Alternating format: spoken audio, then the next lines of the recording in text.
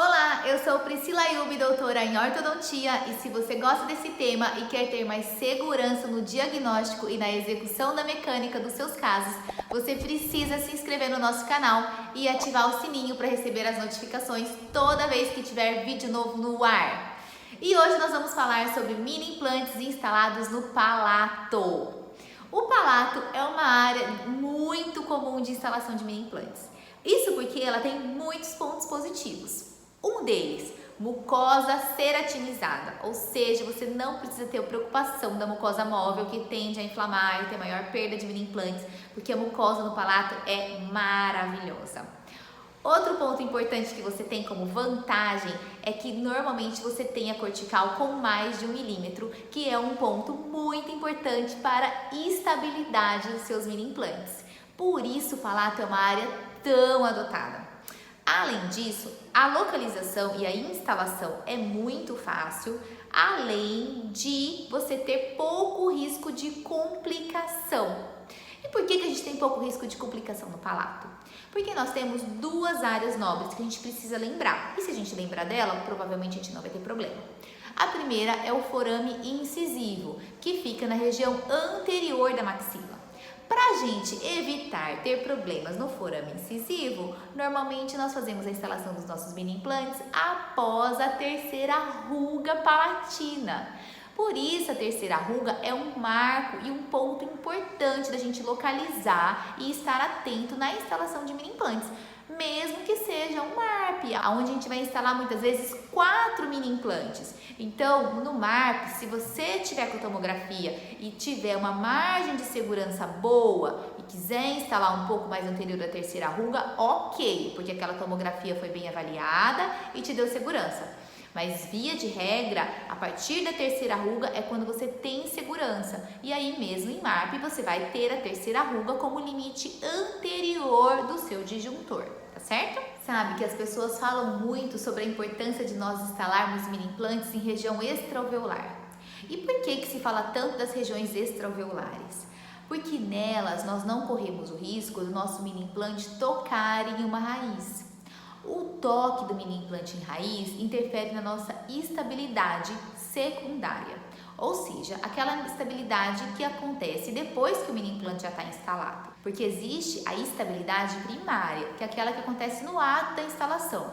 Ou seja, o seu mini implante tem que estar firme no ato da sua instalação. Você tem que terminar a instalação do mini implante com ele firme lá. Se ele estiver mexendo, ele não vai estar estável de maneira primária, ou seja, do ato da instalação, e ele vai acabar caindo. E também existe a estabilidade secundária, que é aquela que acontece após a nossa instalação ou mesmo durante a nossa mecânica. Logo após a nossa instalação, o que a gente se preocupa? Com questão de higiene, questão de ficar batendo alguma coisa no mini implante, inflamação dos tecidos adjacentes. Tudo isso interfere na nossa estabilidade num segundo momento, no momento após a instalação. E ao longo da mecânica, o que é o ponto crítico? O toque de raiz. Às vezes você está fazendo um movimento de distalização ou de mesialização, por exemplo, e aquele dente movimenta em direção ao seu mini implante. Isso faz com que você experimente uma instabilidade e até mesmo uma perda do seu mini implante.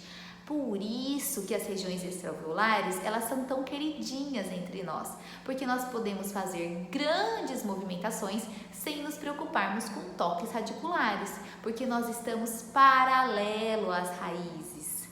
E aí, muitas vezes a gente pensa nessas regiões extraalveolares apenas como região de IZC, que é a região da crista infrazigomática no arco superior, ou região de buccal shelf, que é esse platô vestibular que nós temos no arco inferior, normalmente na distal dos segundos molares, né? Do meio para a distal dos segundos molares.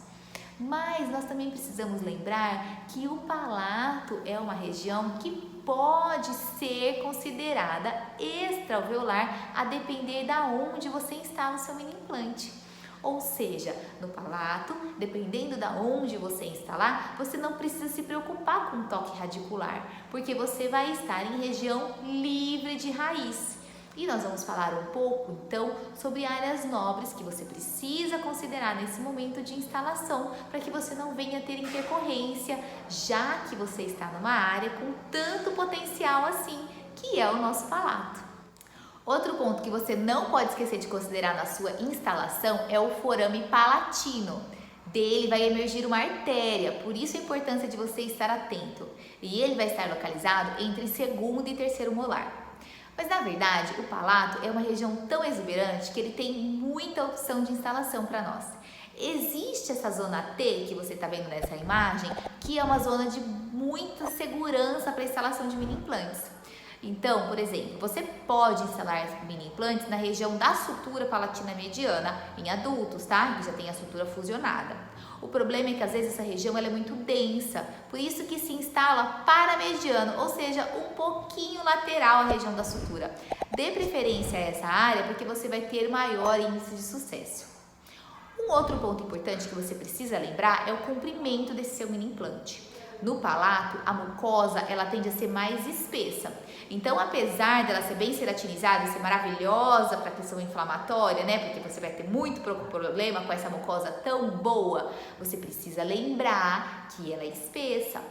Uma forma de você medir é pega uma agulha, a própria agulha da anestesia e coloca um stop de endo nela e perfura essa mucosa. E aí mede na reguinha para você ver normalmente quantos milímetros ela tem.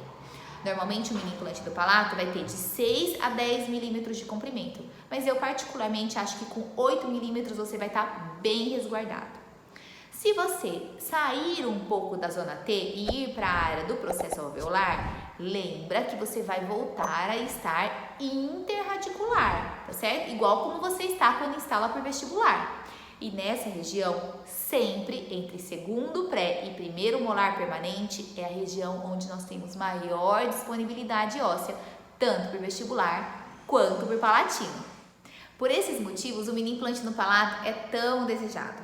Um outro ponto que você não pode esquecer é que normalmente você vai estar aplicando a força acima do centro de resistência, e isso pode implicar na sua mecânica, tá certo? Então, pense que seus mini implantes estarão instalados altos, especialmente se você estiver em região paramediana.